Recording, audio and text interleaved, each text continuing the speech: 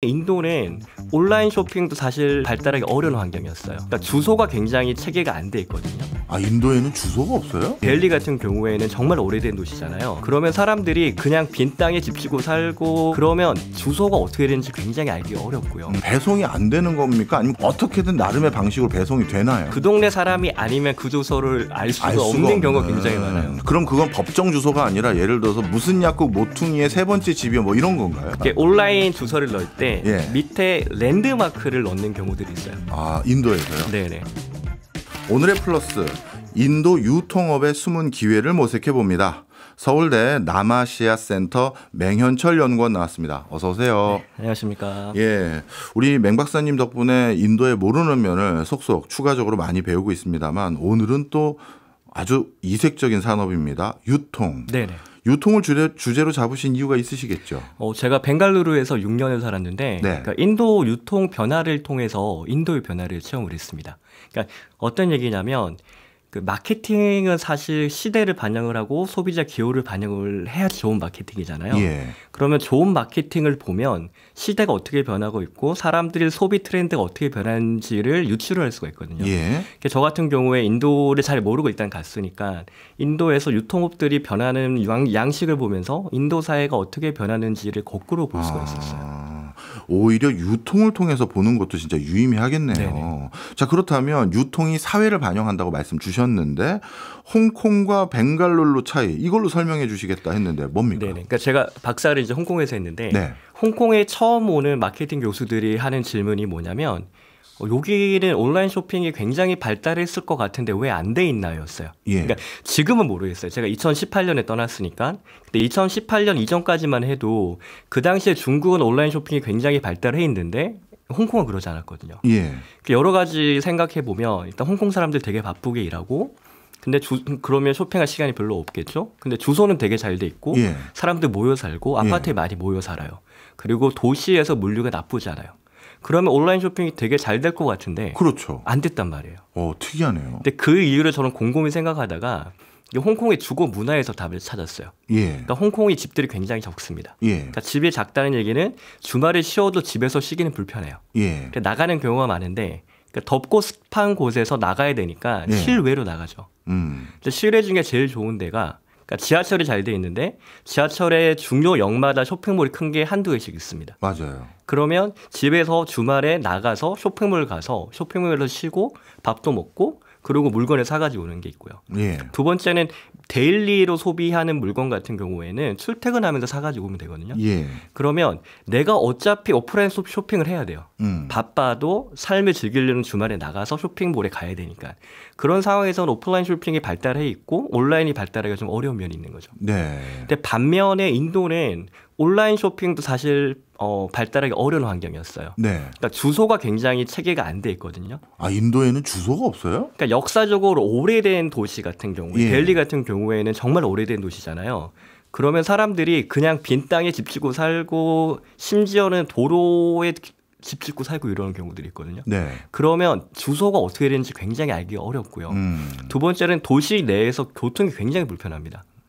그럼 이게 양날의 검인 게 네. 도시 교통이 불편하면 나에게 물건 오는 것도 힘들지만 내가 나가는 것도 힘들잖아요. 그렇죠. 예. 그러면 그러니까 배송하는 입장에서는 비용이 증가하는 거지만 예. 내 입장에서는 내가 온라인에 쇼핑할 수 있는 그런 인센티브가 조금 더 생기는 거죠. 네. 이제 그런 면이 있는데 인도는 굉장히 불편함에도 불구하고 이제 온라인 쇼핑이 되게 발달했거든요. 네. 이제 그런 이면에는 이제 우리랑 비교를 해보면 우리나라는 처음에 뭐 80년대 이러면 동네 구멍가게에서 물건을 사던가 아니면 좀 신선한 걸 사거나 좀 많이 사려면 시장을 갔죠. 네. 그러다가 대형 할인점이 들어와서 뭐 이마트 같은 이런 대형 할인점이 들어와서 이제 일주일에 한 번 정도 조금 나가서 쇼핑을 하는 단계에 있다가 그러다가 어느 순간부터 사람들이 물도 온라인으로 배송을 하네? 이런 시절이 있었잖아요. 네. 근데 지금은 웬만한 거 다 온라인에서 주문할 수가 있잖아요. 그렇죠. 지금 온라인 시장이 할인점을 넘어선 지 오래됐잖아요. 이런 단계로 발달을 하는데 인도 같은 경우는 중간에 할인점 단계가 없어요. 예. 그게 시대를 반영하고 사회를 반영하는 부분이거든요. 어떻게 보면 점핑을 한 거다라고 봐도 되는 건가요? 그렇죠. 점핑을 하는데 예. 그게 어떻게 보면 인프라가 너무 안 갖춰져 있고 불편하기 때문에 점핑을 한 면이 있는 거예요. 네. 그러면 할인점을 간다고 생각을 하면 차가 있어야 되죠, 보통. 그렇죠. 그렇죠. 가서 많이 사가지고 와야 되니까. 근데 우리나라는 지금 인구 1명당 한 0.5대 조금 넘게 자동차 보급이 돼 있는데 예. 인도는 1000명당 20대, 한 30대 정도밖에 차가 없거든요. 예. 그러면 내가 내 차를 가지고 쇼핑을 하기가 굉장히 불편해지죠. 근데 네. 그러다 보니까 할인점을 발달을 안 하고 예. 인도 정부 입장에서는 민간 소비를 육성해야 되는데 유통도 발달을 해줘야 되는데 유통을 발전을 시키자니 너무 인프라가 안 갖춰져 있다. 예. 그런 상황에서 이제 온라인 시장이 커지니까 거기에 굉장히 지지를 많이 하고 지원을 많이 하고 정책적으로 호언을 많이 한 그런 면도 있습니다. 네, 그렇군요. 아까 앞서서 저는 아직까지 머릿속에서 그 단어에 지금 휩싸여 있는데 인도엔 주소가 없는 곳도 있다. 그러면 그런 곳은 배송이 안 되는 겁니까? 아니면 그런 곳마저도 온라인 쇼핑이 좀 발달하다 보니 어떻게든 나름의 방식으로 배송이 되나요? 그러니까 엄밀히 얘기하면 주소가 없진 않아요. 예. 근데 없지는 않는데 그 동네 사람이 아니면 그 주소를 알 수가 없는 경우가 굉장히 많아요. 네. 그럼 그건 법정 주소가 아니라 예를 들어서 무슨 약국 모퉁이의 세 번째 집이요 뭐 이런 건가요? 그 동네에서는 그렇게 통합니다. 그래서 대도시 같은 경우도 이렇게 온라인 주소를 넣을 때 예. 밑에 랜드마크를 넣는 경우들이 있어요. 아, 인도에서요? 네네. 와. 그러니까 제가 이제 학교 캠퍼스에 살았는데 저희 학교만 해도 그래도 좀 알려진 학교인데 예. 그래도 저희 학교 못 찾는 사람들이 있거든요. 학교를요? 네네. 학교는 클 거 아니에요? 인도 학교들이 사실 좀 작은 게 특징들입니다. 아, 그래요? 네. 근데 드물게 그걸 못 찾는 경우가 있어요. 예. 근데 길 건너편에 병원이 있는데 이 병원은 굉장히 더 유명하거든요. 네. 그래서 학교 주소를 적을 때 어떻게 적냐면 그 아폴로 병원 건너편에 있는 IIM 벵갈루루 이렇게 적는 경우 종종 있어요. 아, 그렇게. 네네. 아, 그러면 이것도 질문 한번 여쭤볼게요. 방글라데시하고 접한 인도 쪽 그 땅에는 네네. 철도길 근처에 무허가 주택이라고 해야 되나? 네네네. 거기 사는 분들이 엄청 많더라고요. 네네. 제가 그래서 가까이 가서 여쭤봤어요. 여기 위험천만한데 네. 왜 여기에 전부 다 이렇게 일렬로 철도 레일 바로 옆에 한 1m, 2m 거리도 아니라 진짜 바로 옆에 네네. 1m부터 무슨 무허가 건물 하나 지어놓고 거기 사시는데 왜 여기서 사시냐고 여쭤봤더니 철도 레일 바로 옆에 요쪽 그 한 반경 한 1m, 2m 요 정도 거리는 철도길 때문에 너무 위험하다 보니 네. 비어둔 땅인데 그렇죠. 네. 그러다 보니 주인 없는 유일한 땅이라서 네. 여기에 다들 건물을 짓고 조그만 그 건물도 아니죠 사실 뭐 판자촌 같은 걸 해놓고 아주 철도 길을 따라 쭉 살고 네네. 있다. 네. 그럼 거기도 어떤 이정표라든가 어느 철도역에서 몇 번째 집이로 배송해 주세요 하면 거기도 배송이 되는 거예요? 그렇죠. 그것도 충분히 가능하고 일단 우리랑 상황이 조금 다른 면은 예. 인도는 웬만하면 사람들이 누군가 집에 있습니다. 아, 예, 예. 이게 여성의 노동 참여율이 굉장히 낮거든요. 네. 이게 데이터에 따라서 크게 다르게 나오는데 좀 낮게 나오는 데는 10% 초반이 나오기도 해요. 그럼 여성 중에 한 1, 2% 정도만 구직 활동을 하고 있는 거죠. 예. 그러면 그 많은 구직 활동 안 하는 분들이 집에 계시니까 네. 그러면 전화번호를 적어놓고 예를 들어서 뭐 철길에 5번째 집 그러면 주변에 와서 전화하면 이제 받을 수 있는 아, 거죠. 그렇게. 네. 아, 예.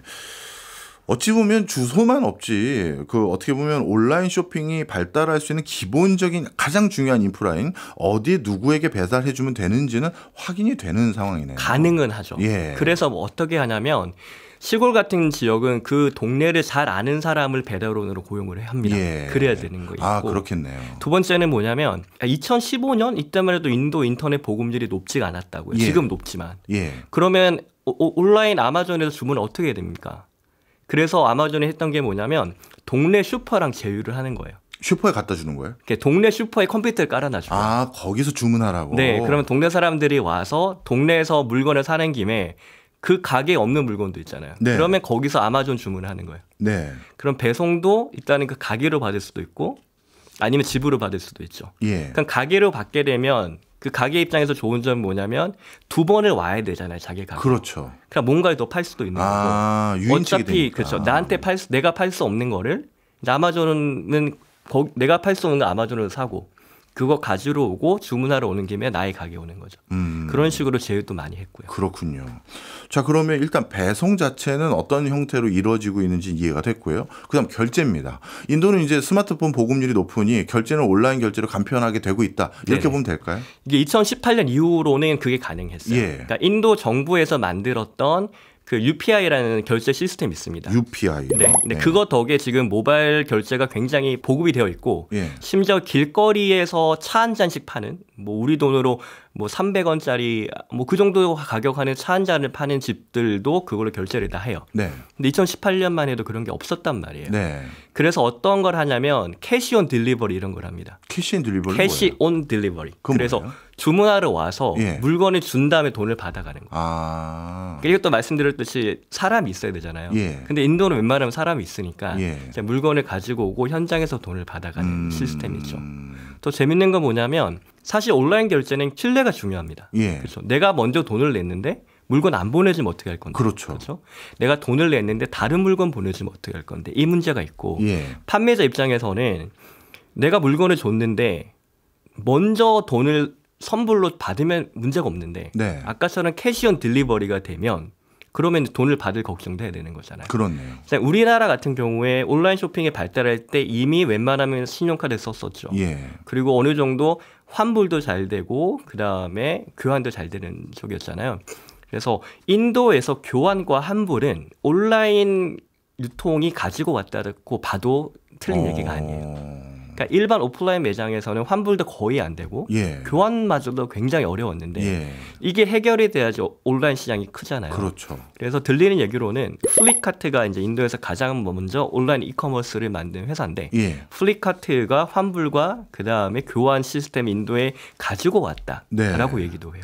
어떻게 보면 인도는 저희가 알기로는 신뢰가 좀 부족한 그런 사회라고 생각이 들었는데 플립카트는 어떻게 온라인에서 환불과 교환까지 정착을 시킬 수 있었을까요? 처음에는 아마도 예. 손해를 많이 볼 각오를 했을 겁니다. 예. 그래야 되니까요. 그러니까 많은 스타트업들이 투자를 크게 받은 다음에 손해를 보면서 비즈니스 세팅하는 시간을 가지잖아요. 네. 이제 그런 식으로 먼저 이제 손해를 감수하면서 그걸 받아들였던 것 같아요. 아, 그렇군요. 네. 플립카트는 도대체 누가 설립했길래 그런 도전적인 한번 실험을 해봤을까요? 플립카트 설립이 되게 재밌는데 두 사람이 이제 만들었는데요. 네. 이 사람 만든 사람이 사친 반살이랑 비니 반살입니다. 네. 근데 왠지 비니 그럼 여자 같잖아요. 예. 그래서 많은 외국인들이 둘 다 반살이니까 부부가 아닌가. 예. 저도 그렇게 생각을 하고 검색을 했더니 사친 반살, 비니 반살, 가로 unrelated. 라고 이제 딱 적어놨더라고요. 예. 이 두 사람은 이제 같은 지역에서 같은 고등학교를 나온 사람들이고요. 인도 최고 명문인 IIT 델리를 졸업을 하고 예. 일단 아마존에서 1년 가까이 일을 합니다. 아. 1년 가까이 일을 하면서 이제 꿈을 가진 거죠. 네. 내가 일했던 아마존이 사실은 온라인 서점이었대. 그리고 벵갈루루로 와서 이 사람들이 온라인 서점을 엽니다. 아, 똑같이 온라인 네. 서점만요? 네네. 이렇게 온라인 서점을 열어서 책을 팔다가 점점 아이템을 크게 늘리고 그러면서 투자를 받게 되면서 아마존이 갔던 길을 이제 가게 되는 거죠. 예. 그 경로를 그대로 하다 보니까 어떻게 보면 시행착오도 줄이면서 네네. 인도에서 교환과 환불만 정착시키면 된다는 그 숙제로 좁아졌다 이렇게 봐도 되겠네요. 그러니까 불확실성과 그다음에 저신뢰의 문제를 극복을 해야 되니까 예. 이제 말씀드린 교환과 환불은 그의 한 부분인 거고요. 그다음에 또 주소 문제도 해결해야 되니까 그런 여러 가지들을 사실 해결을 많이 해놨죠. 네. 그리고 인도에서 유통업이라고 하면 제가 제일 먼저 우려됐던 부분은 인도의 도로 인프라 이런 수준입니다. 네네. 우리는 이제 인도가 중국보다 인건비가 한 5분의 1 정도 싸다 이렇게 인식들을 하니 네네. 야 그러면 단순 계산해서 인도로 가서 물건 만들면 단가 5분의 1 낮아지는 거 아니야? 이런 네네. 생각을 갖는데 네네. 실제 오히려 코스트가 엄청 올라가는 요인이 중국만 하더라도 항만과 도로와 이런 것들이 잘 정비가 되어 네네. 있는데 네. 인도는 그렇지 않은 부분이 너무 많아서 네. 이쪽 부분에서 비용이 더 올라가서 결국 중국에서 생산했을 때보다 인도에서 생산했었을 때 단가 차이가 인도가 한 3%에서 5% 정도 더 싸지는 정도밖에 안 되는 경우도 네네. 있더라고요. 네네. 그런데 이렇게 온라인 쇼핑을 하고 유통을 하려면 도로나 이런 항만 인프라가 중요할 텐데 이거는 구축이 안 됐을 것 같은데. 보통 그래서 온라인 주문 같은 경우도 전국망으로 발달하지는 않았다고 보시면 돼요. 예. 지역 단위로 발달하고 대도시 위주로 발달을 하고 예. 대도시 안에서는 사실 운송료가 크게 비싸지 않은 게 시간이 걸려서 그렇지 그냥 바퀴 3개 있는 트럭 그런 거 네. 아시죠? 알죠. 굉장히 오래된 트럭. 네. 이제 그런 걸로 배송을 하면 되거든요. 그다음에 소량이고 좀 비싼 거다 그러면 오토바이로 배달을 하면 되거든요. 네. 그래서 도시 안에서 배송은 사실 그렇게 비싸진 않고 그러다 보니까 전국으로 유통망이 만들어지기보다는 이게 도시 중심으로 이렇게 유통망이 큰 덩어리들이 흩어져 있는 상황으로 발달을 한 면이 있어요. 네. 그러다 보니까 어떤 일이 벌어지냐면 가끔 가다가 내가 사고 싶은 물건이 우리 도시에 있는 거면 하루면 오는데 네. 다른 도시에 있는 거면 한 보름씩 걸리기도 하는 일들이 벌어집니다. 그렇군요. 그러면 어떻게 보면 도시나 거점 지역마다 대표적인 온라인 커머스가 브랜드가 다 다른가요? 아니면 아까 플리카트 같은 회사가 초기에 진출했던 회사가 각각의 권역별로 배송과 서비스를 하는 형태로 진화 발전이 됐나요? 지금은 이제 그 내구재 같은 경우나 아니면 책이나 뭐 그릇이나 옷 이런 애들은 사실 그렇게 빨리 배송 안 해도 되잖아요. 네. 그러다 보니까 그런 물건들은 전국구로 유통망에 깔려 있습니다. 예. 그 대표적으로 아마존이나 플리카트가 그 역할을 담당을 하는데 지금 인도 트렌드 중 하나가 생필품을 거의 뭐 한 2시간 이내에 받는 게 지금 트렌드가 되어 있거든요. 생필품을 그 넓은 땅에서 네네. 2시간 이내요? 요즘 어느 정도 경쟁이냐면 30분 이내 배송도 나옵니다. 30분에요? 네네. 놀랍네요, 진짜. 근데 그거는 그 물류 시스템 자체가 완전히 달라요. 어떻게 해요? 어떻게 하냐면 동네 가게들 여러 개를 묶어가지고 그러니까 우리 동네 김씨네 박씨네 물건을 내가 대충 알고 있는 거예요. 그걸 예. 온라인에 올려놓고 예. 주문이 들어오면 주문을 받아서 김씨네에서 파 한 단, 뭐 박씨네에서 양파 한 단 이렇게 가지고 배송을 해주는 거예요. 예. 그런 식으로 어떻게 보면 브릿지 역할만 하는 네네. 그거를 더 정교하게 잡은 거군요. 그래서 보면 도시에서 생필품을 주문을 한다. 그러면 보통 2시간 이내에 온다고 보시면 되고요. 예. 소량이고 흔하게 사는 물건이다 그러면 30분 이내에 오기도 합니다. 네.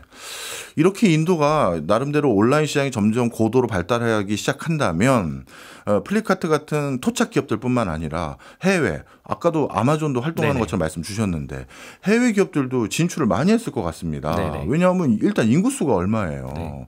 그럼 해외 기업들은 인도 온라인 시장에서 성과를 좀 내고 있습니까? 사실 규제 때문에 외국 기업 진출이 굉장히 어렵습니다. 그래요? 그러니까 지금 인도 경제가 외국에서 돈이 들어와야지 돌아가는 구조거든요. 예. 일단은 정부의 재정 적자 폭이 굉장히 크고 그다음에 무역 수지 적자도 굉장히 심하니까 계속 돈이 들어와야지 돌아가고 그래서 외국 기업들의 외국에 계속 구애를 합니다. 인도 정부가. 네. 들어와서 여기서 만들어 달라. 아니 그러면 외국의 투자가 이렇게 필요한 곳이라면 외국 기업들이 인도 시장에 진출하길 용이하게 해줘야 되는 거 아니에요? 그런데 예. 결정적으로 제조업은 들어오게 해준단 말이에요. 예. 근데 유통업은 못 들어오게 해놨습니다. 왜 그랬죠? 사실 같이 사슬 단계를 보면 예. 제조업도 인도가 사실 하고 싶어요. 예. 근데 못 한단 말이에요. 예. 근데 유통은 자기들이 할 수가 있죠. 아. 그래서 문호를 어디까지만 열어놓냐면 제조까지 열어놓는 거예요. 예. 그 유통은 우리가 할게. 그래서 법이 어떻게 되어 있냐면 그 외국인 투자 비율이 51% 이상인 기업은 복수 브랜드를 유통할 수가 없습니다. 예. 그래서 우리나라 현대, 뭐 LG, 그다음에 뭐 삼성 같은 경우는 여기 안 걸려요.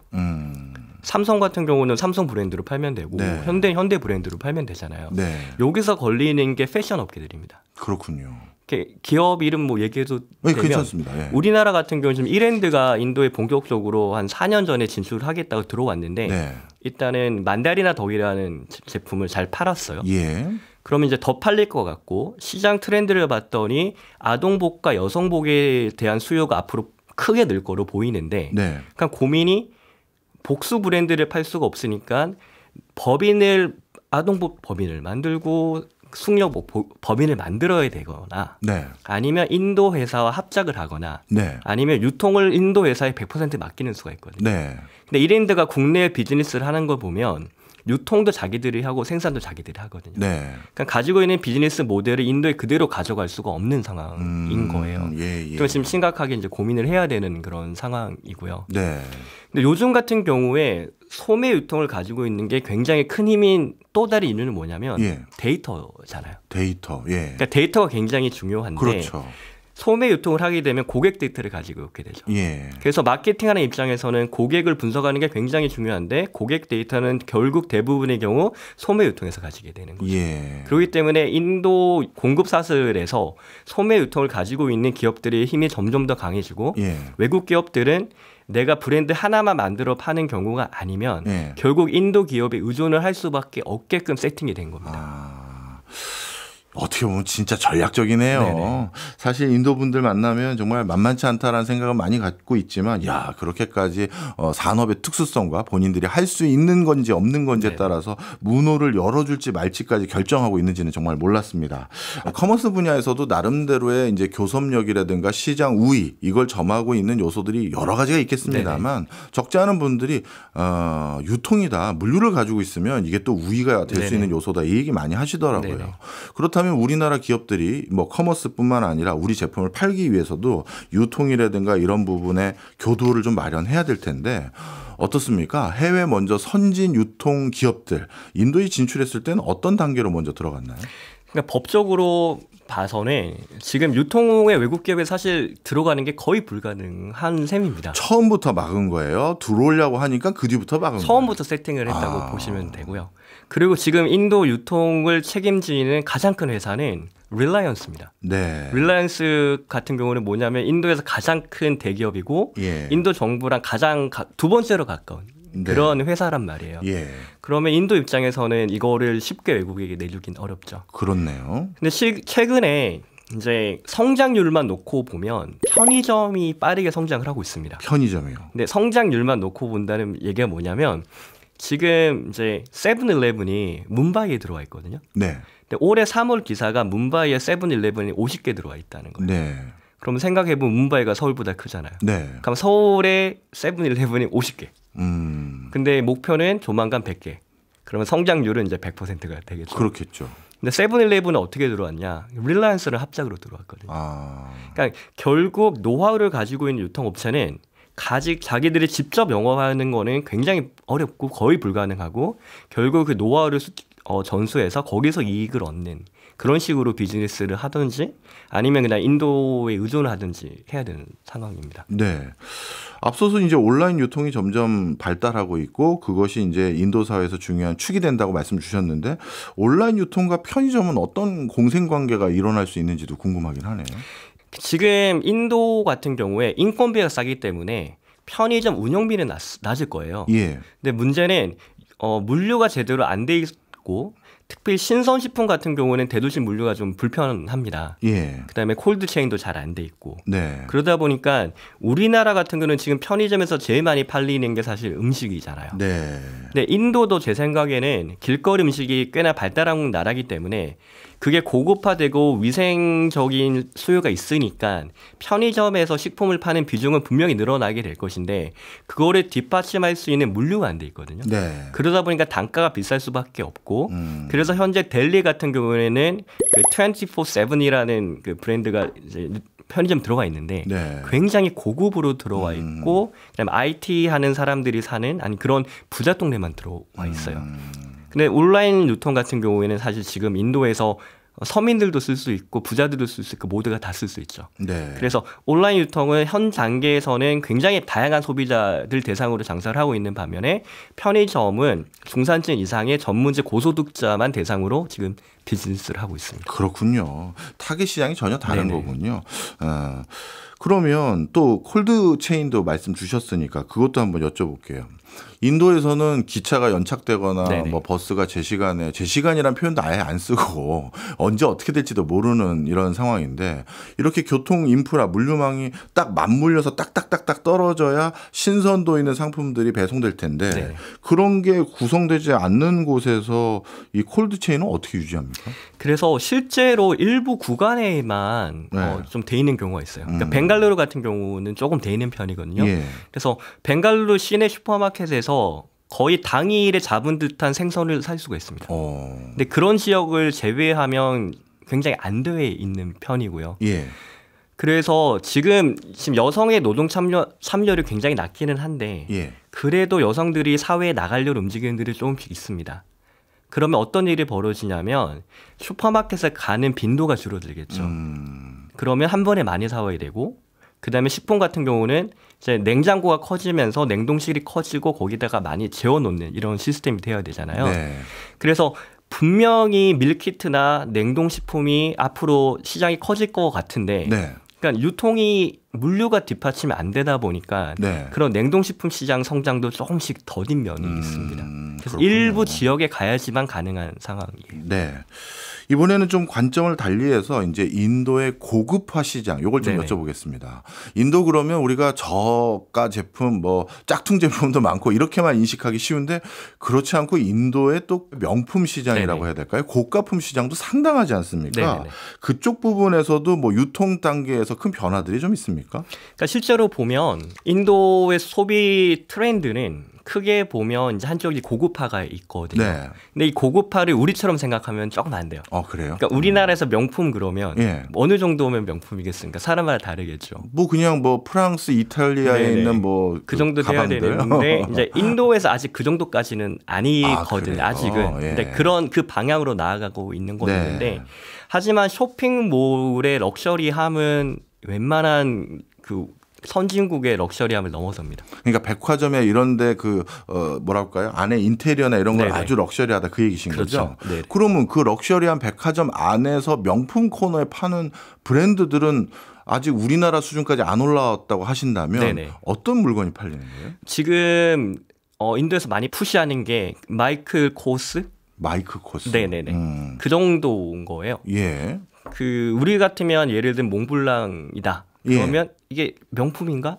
좀 비싸긴 한데 조금 그런 단계잖아요. 이 몽블랑에 대한 의견은 우리 연구원이 개인 의견으로 하고 저는 관계가 없는. 저한테 비싼 거고요.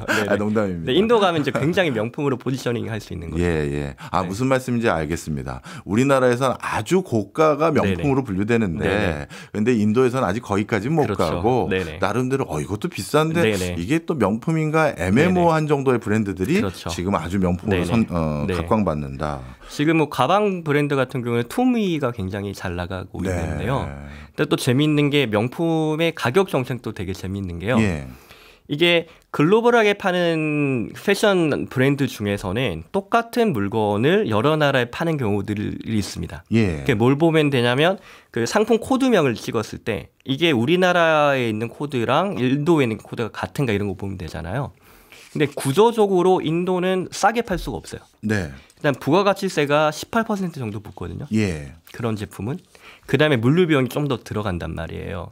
그러면 만약에 수입되는 가격이 한국과 인도가 같다면 소비자 가격이 인도가 더 비쌀 수밖에 없습니다. 그런데 만약에 우리나라에서 만약에 100만 원짜리 들어와서 부가세 10%가 붙었다. 110만 원. 예. 인도에 들어와서 부가세 18% 붙었다. 예. 118인 거잖아요. 예. 그러면 구매율이 우리가 높잖아요. 예. 그럼 이게 인도에서 팔리겠냐고요. 그래서 어떤 일들을 하냐면 메이드 인 인디아 제품을 찍어냅니다. 그래요. 예. 그러니까 샘소나이트가 요즘 굉장히 그렇게 잘하고 예. 있거든요. 그래서 백팩을 한 10,000루피, 10만 원대 후반 정도의 백팩을 내는데 보면 메이드 인 인디아고 조금 이게 안 좋은 게 있고요. 네. 아니면 단기적으로 손해를 감소하고 아니면 단기적으로 이익을 포기하고 하는 게 뭐냐면 아예 인도 출시 가격, 수입 가격을 확 낮춰버리는 경우들이 있어요. 예. 그래서 운이 좋으면 그런 걸 사면 한국보다 싸게 살 수도 있죠. 예. 그래서 명품도 외국보다 싸게 팔아야 된다는 게 사실 지금 인도 시장인 거거든요. 예. 그러기 위해서 이제 여러 가지 가격 정책도 하고 여러 가지 일들을 하고 있죠. 예. 우리가 현지 진출할 때 제일 중요한 것 중에 하나가 가격 정책일 텐데 인도는 제가 알기로는 어떻게 보면 엄청난 부자가 되기 전에 벌써 양극화가 너무 극심하게 전개되고 있다고 들었습니다. 그렇다면 명품 쪽에 해당되는 브랜드들의 가격 전략은 흔히 더 비싸야 잘 팔린다 이런 소리도 하는 데도 많잖아요. 네네. 그럼 양극화에서 위 상단에 돈이 있는 계층들을 공략할 때는 더 비싸게 팔아야 될 것 같은 느낌도 드는데 물론 국제적인 비싼다는 게 아니라 통상적으로 네네네. 그리고 또 밑에 있는 저소득 계층을 공략할 때는 정말 파격적인 가격에 팔아야 될 것 같고 이거 뭐 그러면 가격 정책을 현지 진출할 때는 어디다 맞춰야 되나요? 그래서 보통 명품이라고 얘기할 때는 말씀하신 대로 뭐 가격을 올리는 게 나을 수도 있다라는 얘기들이 나오잖아요. 예. 근데 인도 시장에서는 그게 안 되는 게 왜냐면 인도 사람들이 소비 그 가격이 굉장히 민감합니다. 그리고 사실 글로벌 가격이 검색하면 어느 정도 나오죠. 예. 그러면 내가 이태리에서 1,000만 원에 살 수 있는 가방을 인도에서 1,200만 원에 사겠냐고요. 가격 비교가 되는데. 네. 그리고 부자들 나가서 사면 된단 말이에요. 네. 그러다 보니까 이제 명품도 이제 같은 브랜드도 글로벌 가격보다는 오히려 조금 낮아야지 인도에서 팔린다는 생각들을 가지고 있습니다. 오히려. 네. 그러니까 인도에 진출할 때는 전반적으로 가격을 저가 정책을 고수하는 게 유리하다 이렇게 봐야겠네요. 전반적으로 그렇게 가야 되고요. 예. 그러다 보니까 이제 더 많은 사람들을 대상으로 물건을 팔려면 가격이 내려가야 되잖아요. 예. 그래서 한동안 인도에서 유행했던 게 그 리버스 이노베이션이 유행을 했습니다. 네. 그러니까 어떤 개념이냐면 보통 이노베이션은 선진국에서 시작을 해서 그게 후진국의 개발도상국의 경제가 발전을 하면 선진국에서 개발도상국으로 건너가는 개념이었다면 예. 리버스 이노베이션은 개발도상국에서 혁신이 일어나서 그게 선진국으로 나가는 건데 대표적으로 마힌드라의 그 트럭을 예를 많이 들거든요. 예. 그러니까 인도 같은 경우에는 미국하고 달리 농부 한 사람이 큰 땅을 소유하는 경우가 적어요. 예. 그러니까 경장 면적이 좁기 때문에 작은 트랙터가 필요하고 작은 농기구가 필요하거든요. 그 수에 맞춰서 마힌드라가 성공적으로 인도에서 물건을 만들었는데 미국에 가보니 뭐 모든 사람이 다 대형 농지를 가지고 있는 건 아니잖아요. 네. 작은 규모로 일을 하시는 분도 계시니까. 예. 그러니까 이 시장이 있는데 이 시장에는 지금 미국이 당장 그 시장에 맞추는 물건을 싼 가격에 못 만드는 거예요. 예. 그래서 인도에서 낮은 가격으로 만들어냈던 혁신이 이제 미국으로 건너가는 근데 그런 걸 보면서 리버스 이노베이션을 그러는데 지 같은 경우도 인도에 와서 인도 의료 시장에 진단 키트가 발달할 거 예상을 하는데 인도 가격을 맞추기 어려우니까 R&D 센터에서 원가를 낮추는 혁신들을 하는 거예요. 예. 그래서 미국에서 팔던 가격에 뭐 20%로 만든다든지 뭐 이런 일들을 해서 가격을 낮춰가지고 인도 시장들을 공략을 하고 있습니다. 네. 그러면 우리도 예를 들어서 우리 제품을 인도에서 많이 팔기 위해서 그리고 유통에 많이 우리 제품이 실리기 위해서는 어찌 보면 우리는 제품 사양과 규격 그리고 표준 정해주고 현지에서 어떻게든 그 단가에 맞춰서 생산할 수 있는 기업에게 위탁 생산해서 네네. 맞춰놓으면 우리가 사겠다 하고 네네. 그다음에 지금까지는 인도 현지 유통법인들을 통해서 수출하는 그 경로까지밖에 없을 것 같은 생각이 드는데 맞습니까? 네, 안타깝게도 이제 그런 상황이고요. 실제로 지금 애플 같은 경우도 인도에서 많이 만들지 않습니까? 예. 삼성 같은 경우도 인도에서 많이 만들거든요. 예. 근데 구조적으로 사실 부품 관세도 세기 때문에 인도에서 만들어야 되고 인도에서 만든 건 당연히 인도에 유통을 하는데 예. 말씀드렸듯이 대부분 인도 기업을 통해서 유통하게 되는 거죠. 예. 그러면 지금 현재 우리나라 기업들 중에서 우리 또 맹연구원님은 우리나라 기업체들 컨설팅도 많이 네네. 해주시니까요. 인도에 유통까지 해서 같이 진출하겠습니다 하거나 그런 것들을 모색하고 있는 기업은 거의 없겠네요. 힘들죠. 예. 네. 그래서 모 패션 업체 같은 경우는 인도에서 가장 신뢰받는 기업인 타타에게 네. 우리를 통해서 물건을 좀 팔아달라는 제안도 받기도 했거든요. 아, 타타에서 먼저 연락이 온 거예요? 네네. 아, 그렇군요. 그런데 이 방법도 우리가 예전에 어디서 많이 해봤는지 아시잖아요. 중국입니다. 네네. 워낙 큰 시장 가지고 있기 때문에 거기 진출하려면 우리가 어떻게든 약간 고개를 숙이고 들어간 게 우리뿐만 아니라 네네. 뭐 미국, 유럽 다 그랬으니까요. 그런데 그러고 나서 사실 중국 안에서 외국 기업들에 대했던 행태들을 보면 네네. 우리뿐만이 아니더라고요. 네네. 많은 국가의 기업들이 결국 설비 투자 놓고 나왔대더라 네네. 아니면 노하우만 뺏겼대더라 네네. 이런 사례들이 많거든요. 네네. 이거 자칫 잘못하면 인도에서도 그런 형태로 귀결될 가능성이 높아 보이는데요. 그러니까 중국처럼 이제 민주주의 국가다 보니까 좀 비효율성은 존재를 해요. 예. 그렇지만 민주주의이기 때문에 국가에서 하루 아침에 공장을 뺏는다든지 이건 어려워요. 하지만 이미 말씀드렸듯이 유통을 외국이 가질 수 없으면 네. 그럼 결국 유통을 인도에 의존하게 되면 예. 마켓 파워의 상당 부분을 로컬에 줄 수밖에 없잖아요. 그렇죠. 그러니까 그런 면에서 외국 기업이 한계를 가질 수밖에 없는 그런 성격이 있긴 합니다. 예. 어떻게 보면 인도는 중국과 달리 구조적으로 이 산업의 가장 중심축이 되는 헤게모니는 본인들이 가져놓고 네네. 그다음에 외국 기업들에게는 편하게 들어오게끔 한 다음에 네. 절차적으로는 민주적으로 네. 뭐 여러 가지 비효율성은 있겠지만 사업을 할 수 있는 기회는 준다. 네. 이런 말씀이시군요. 그렇죠. 예. 네. 그러면 이런 유통 기업들이 인도는 앞으로 이제 우리 중국 말고 다른 대체 시장을 찾다 보니까 반드시 이건 선택이 아니라 필수로 들어가야 될 시장인 것 같은데 네네. 우리나라 말고 일본이라든가 유럽 다른 기업들도 인도의 유통산업 관심이 많이 있나요?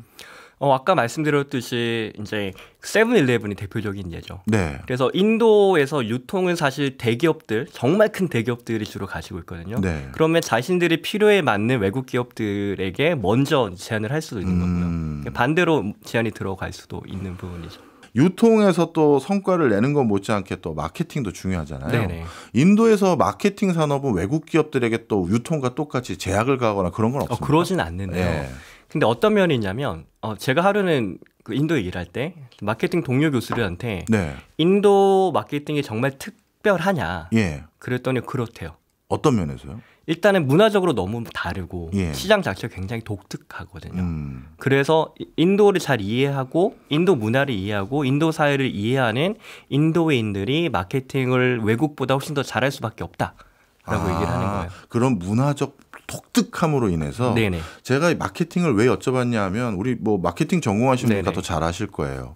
유통을 가지고 있어야 네네. 그 유통에서 고객 데이터를 얻을 맞습니다. 수 있고 네. 그 데이터를 바탕으로 마케팅 전략 전술을 네네. 짤 수 있는 건데 네네.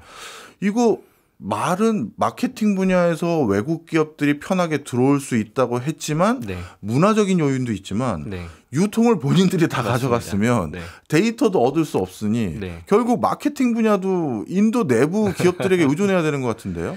실제로 저는 어떤 생각을 하냐면 내가 만약에 삼성이나 현대의 마케팅, 인도 마케팅 담당이더라도 예. 큰 전략적인 거는 항구에서 짜더라도 네. 디테일한 거는 현지에 맡겨야 된다는 생각을 하거든요. 결국 현지에 대한 감각은 외국 사람이 부족할 수밖에 없어요. 예. 하지만 전략을 큰 틀을 짜는 건 할 수가 있으니까. 예. 그래서 마케팅이야말로 현지 인력과 그다음에 본국의 인력이 팀을 이뤄서 해야 된다라고 생각을 하고 있습니다. 여기서 마케팅이 현지화를 꼭 그 현지 인력을 활용해야 네네. 된다는 부분이 인도의 뭐 그런 문화적 복합성이라는 게 그런 겁니까? 언어도 너무 많고 네네. 그리고 종교도 좀씩 다 맞습니다. 다르고 네. 그런 것들 때문인 거예요. 그렇죠. 그리고 인도 같은 경우는 80% 힌두잖아요. 예. 그다음에 15%가 무슬림인데 이 두 종교의 특징이 뭐냐면 종교와 문화와 생활과 철학이 분리가 안 돼 있습니다. 예. 그래서 힌두교를 알아야지 인도 사회를 이해할 수 있는 부분이 있거든요. 예. 근데 힌두교 굉장히 우리에게 낯설잖아요. 네. 그렇기 때문에 이제 외국의 현지 인력에 의존할 수밖에 없는 상황이고요. 아까 이제 데이터 말씀을 드렸는데 인도에 요즘에 굉장히 재미있는 비즈니스들을 하는 기업들이 있어요. 그러니까 그 인도에서 키라나 스토어라고 보통 부르는 구멍 가게들이 굉장히 많거든요. 네. 아직까지도 인도에서 유통을 가장 많이 담당하는 거는 그런 구멍 가게들이에요. 근데 지금 UPI가 들어왔다 그랬죠. 모바일 결제가 들어왔고 예. 그러다 보니까 그런 구멍 가게에도 이제 모바일 결제가 많아지니까 모바일 단말기가 들어와요. 예. 근데 이 모바일 단말기를 공급하는 이제 그런 모바일 결제 회사들이 그 단말기에서 카드도 쓸 수 있게 해주고 그 다음에 현금 결제 일어났을 때 그거를 기록도 할 수 있게 해주거든요. 그런 식으로 해서 한 회사의 단말기 안에 현금 거래와 모바일 거래와 카드 거래가 다 수집이 되게 만들어 놓습니다. 아, 예. 그럼 당장을 보면 엄청난 큰 투자죠. 예. 왜냐하면 작은 가게들에 그걸 깔아야 되니까. 예. 근데 그거를 다 연결하면 어떤 일이 벌어지겠어요? 아, 현금 거래도 나오고 카드 거래도 나오고 모바일 거래도 그 유통의 가장 말단에 있는 데이터들이 다 모이죠. 그렇네요. 모든 걸 다 수집할 수 있게 네네. 되는 거네요. 연구원님, 저는 말씀을 다 듣고 보니까 좀 결론은요, 인도 전문가이신 분에게 좀 결례될 수는 있습니다만, 걱정도 되는 부분이 네네. 있어요.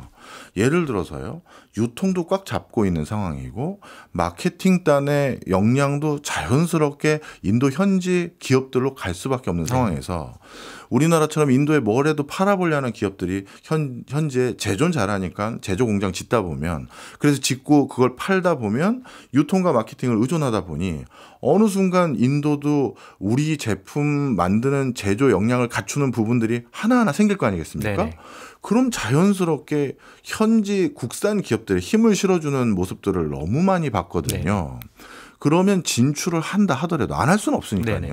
한다 하더라도 슬쩍 발 빼기 쉽게 진출해야 된다. 저는 이렇게 결론이 되는데. 뭐 그렇게 결론을 내릴 수도 있고 다른 예. 한편으로는 예. 현지화를 미리 잘해 놓는 것도 방법이죠. 현지화를. 네. 그럼 현지화를 미리 잘하려면 어떻게 해야 될까요? 일단은 인도는 기업에 요구하는 활동 수준이 우리보다 다릅니다. 예. 어떤 얘기냐면 코로나가 이제 한참 터졌을 때 인도에서는 백신이 모자라진 않았어요. 예. 생산을 많이 하니까. 예. 근데 백신을 접종할 인력이 좀 부족한 면들이 있었거든요. 근데 상당 부분 그거를 기업에서 해결을 했습니다. 네. 기업이 백신을 사가지고 와서 그 고용된 사람과 가족들에게 놔줬거든요. 예. 근데 인도 맥락에서는 이게 굉장히 자연스러워요. 그러니까 사회 복지를 국가에서 별로 안 합니다. 네. 그러니까 복지를 안 하는 게 이게 고용 상황에서 많이 기업들이 담당을 하거든요. 예. 그러다 보니까 기업에 대해서 기대하는 수준이 굉장히 높아요. 아. 그리고 두 번째로 인도인들은 소셜 미디어에서 이제 그 소비자들의 대화를 분석하면 보이콧이라는 단어가 굉장히 많이 나옵니다. 예. 기업이 뭐 하나 잘못하면 보이콧. 예를 들어서 힌디어를 써야 되는데 다른 지역에서 뭐 타밀어를 써야 된다 이런 얘기를 했다 그러면 그 기업 불매. 이런 일이 굉장히 많이 일어나거든요. 네. 근데 그게 외국 기업이 타겟일 때는 더 크게 일어나요. 아, 그래요. 네. 그래서 사실 인도에 진출한 이제 외국 기업들은 높은 수준의 CSR 활동을 해야 되고 그거를 정말 지혜롭게 하는 게 굉장히 중요하고요. 네. 최근에 현대자동차가 대규모 저수지를 만들었습니다. 네. 근데 그게 그 지역이 이제 아랫 동네인데 산에서 물이 내려오는데 네. 인도가 물 저장하는 설비가 잘 안 돼 있거든요. 그래서 우리랑 같은 그런 장마 기후라서 몬순이라서 예. 비가 많이 올 때는 괜찮은데 비가 안 오면 농부들이 정말 굶어 죽습니다. 예. 그래서 물을 위해서 내려 보내줘야 되는데 네. 이게 늘 문제가 되거든요. 현대가 뭘 했냐면 큰 저수지를 만들어서 비가 많이 올 때 저장을 하고 예. 그다음에 비가 안 올 때는 쓰고 남으면 주변에 나눠줘요. 아. 그러면 그 지역 사람들의 마음을 얻을 수가 있죠. 그렇네요. 네. 야, 인도는 진짜 우리가 중국 시장도 진출해봤고 중동 시장도 진출해봤는데 훨씬 더 고차방 정신인 것 같습니다. 그러니까 우리 맹영부원님이 자주 나와서 알려주셔야죠. 알겠습니다. 오늘도 서울대 남아시아 센터 맹현철 연구원 덕분에 새로운 인도의 모습 많이 배웠습니다. 고맙습니다. 네, 감사합니다.